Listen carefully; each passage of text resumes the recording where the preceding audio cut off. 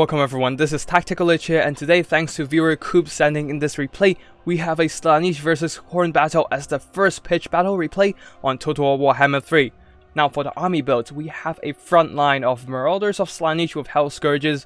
These whip infantry have a lot better melee defense than the regular sword variant of Marauders and should be able to hold the line more competently than the regular sword infantry against the powerful infantry of the Khorne roster. Now at the back we have some Exalted Daemonettes. With the magic attacks they can actually overcome the physical resistance on Bloodletters and Fleshhounds, and with that devastating flanker trait as well as the Soul Sand, they should be able to do some really decent damage in the combat. Now of course, in the bushes we have the staple of every Slaanesh army, the cavalry, Heartseekers, Seekers, and also Hellstriders hidden in the bushes. They will be responsible for catching the Khorne mobility or rear charging the Khorne infantry, laying waste to the Khorne tin cans with their armor piercing, anti-large, as well as the devastating charge bonus. That's basically it for the Slaanesh main army. As for the leadership department, we have the legendary lord Ankari, coming in with a bunch of items, abilities, and spells to help them duel their opponents. With Whirling Prey, Witstealer Sword, Acquiescence, and also Phantasmagoria. Okay, I probably butchered those pronunciation there. But anyways, a lot of abilities to help him lower the stats of their opponent and buffing his own damage. Now for the Khorne army, we have a front line of dual weapon warriors, Bloodletters, as well as a bunch of Fleshhounds. Basically a really elite front line, narrow as well, supported by a bunch of mobility. At the back, a couple Blood Crushers, possibly trying to counter that Slaanesh mobility by bringing their own mobility cav force. And for leadership, we have Skarbrand the Exiled, a very powerful single entity lord, providing a lot of damage buff abilities, especially with that Rampage, the Rage Incarnate, if I remember. Oh, Rage Embodied. That's the ability. Rampaging units surrounding him.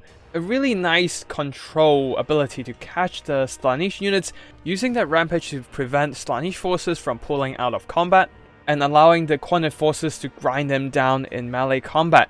Now let's get the battle started, as the Slaanesh and both the Khorne forces are also rushing towards each other, trying to get some hand-to-hand combat ASAP.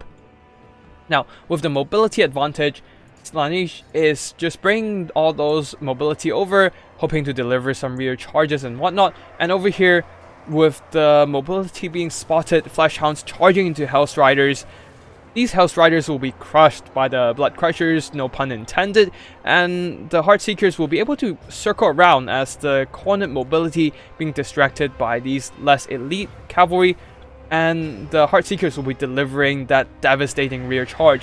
While the front line, the Marauders are being blended by all these Khorne warriors. It seems that the extra melee defense doesn't quite cut it against the bonus versus infantry on the Khorne warriors. Although the Daemonettes with the Charmed ability, Charmed trait on the melee attack does help them to limit the DPS of the Khorne infantry, while over here, some of these Seekers actually get caught by the Fleshhounds and Blood Crushers.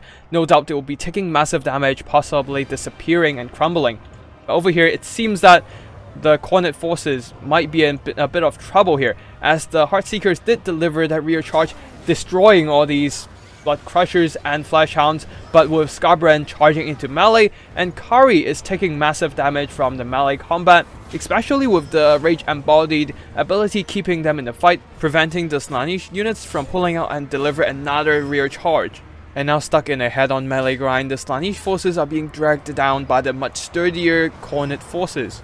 In the infantry fight, the Khorne warriors are making blood flow for the Blood God, punching through the Slaanesh Marauder line, with the warriors taking minimal damage throughout the combat, although the Daemonettes and Marauders did manage to survive and actually eliminated some of those Bloodletters.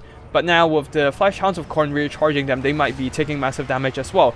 But over here on this flank, the duel of legendary lords. Finally, the Rage Embodied ability ended, and Kari has pulled back and now coming in for a rear charge to get that sweet double charge bonus against Skarbrand the Exiled. But now with the Fleshhound supporting, the Slaanesh mobility is in quite a bit of trouble, taking quite massive damage from all those mobility melee attacks, and Kari as well. Despite doing massive damage to Skarbrand, they have taken quite a bit of beating throughout the process. Realizing they can't take this fight anymore, Kari decided to pull out, as the Blood Crushers and the Flesh Hounds are a bit too much for them to fight in. Kari will be pulling into a forest as the Khorne forces are overwhelming the whole area with mobility. Even the Khorne Berserkers, the dual weapons warriors, are charging in, bloody axes in both hands, now trying to blend through all these Heartseekers who have been taking massive damage throughout the whole process of melee combat. While over here we have some regrouped Hell Scourges, some Daemonids are also pushing in as they finish off the Bloodletters. But now the Chaos Warriors of Khorne with dual weapons will be pinned down by the Marauders with Hell Scourges as well as Kari, as this blob of mobility of Khorne as well as infantry is a bit too scary for Kari to charge in right now. The dual weapon warriors can easily blend through all these Daemonids and Marauders, while Skarbrand with a counter charge might actually finish off Kari. It's not an easy task, but definitely still possible, especially with Skarbrand's rampage and damage buffs. And so Kari will be pulling back, seeking for a more favorable engagement as the Flesh Hounds are being finished off by the Exalted Daemonids, while the Marauders of Slaanesh are still distracting all these dual weapon warriors. And yeah, over here we have some Exalted Daemonids being finished off by the Flesh Hounds as well as the dual weapon warriors. Skarbrand still charging around, trying to finish off, getting some kills, finish off all these Marauders of Slaanesh. But it seems like there are more Hellstriders regrouping from routing or retreat and now charging into combat. So Skarbrand will be responding with a Rage Embodied, rampaging all enemy units in the vicinity as well as himself. The Khorne warriors will not be affected and continue to hack their way through the Slaanesh army.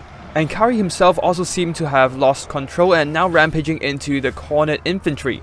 But it seems that the problem is Skarbrand is rampaging onto the wrong targets on these Marauders of Slaanesh, pulling away from the infantry support. Now Kari, seeing Skarbrand is isolated, quickly disengages and using his speed advantage to go after the head of the snake. They quickly call up with their 100 speed charge, hitting Skarbrand with that Welling Prey debuff, and the legendary Bloodthirster is slain by the giant crab claws. Victory belongs to she who thirsts. Big thanks to Coops for sending in this replay. This is a very fun one and very fast actually. With Slaanesh as one of the battle factions, it is pretty much a guarantee that battle will be fast. They hit hard, they hit fast, and they try to end everything quickly before their HP runs out. Now let's quickly go through the army performances. The Hell Scourges Marauders really did not do much here against the superior infantry of Khorne, and the Heartseekers, 2,700 value. The devastating charge at the backs of some of the Blood Crushers and surrounding Skarbrand helped them do a lot of damage with their devastating charges. As for the Hellstriders and the Heartseekers, unfortunately some of them got caught by the Flesh Hounds and finished off by the Blood Crushers as well, not doing too much value. But overall, really just the Heartseekers and Kari carrying the game, as Kari, a terrifying beast in the one-on-one duels, managed to slay Skarbrand in combat, and also the Daemonids as well, doing a lot of damage to the physically resistant Bloodletters and Khorne dogs. As for Skarbrand the Exile and the Khorne army, Skarbrand, of course, as a powerful melee combatant, did quite some damage, but not actually enough to recover their own value.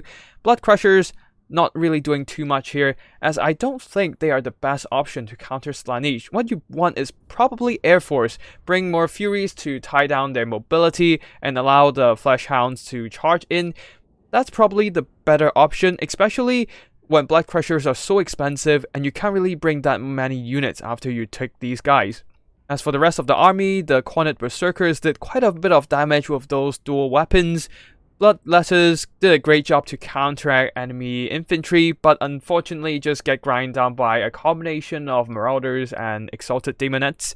As for Khorne dogs, always a very cost-effective option to counter enemy mobility, getting over 1,000 value on one of them, and the rest of them almost recovering all their value as well. So overall, I would say the Khorne army went for the right approach with all these Khorne dogs, but probably could have done with more air forces, as the Slaanesh force today did not have any aerial defense, but instead they relied on their speed and that dueling prowess of Kari to snipe out all those key targets on the Khorne roster.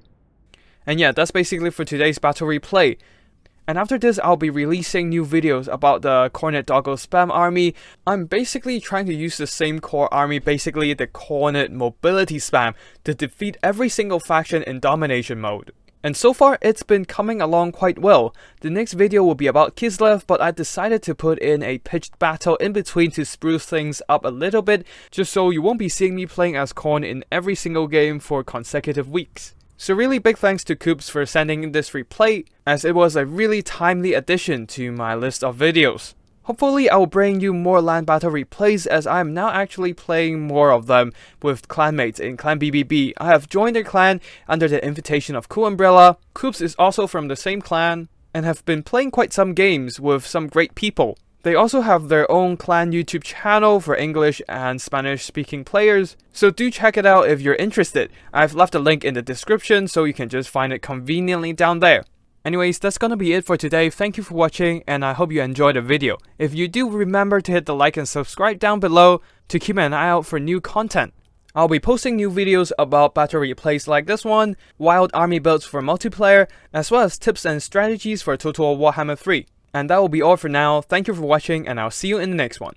Tactical Lich, signing out.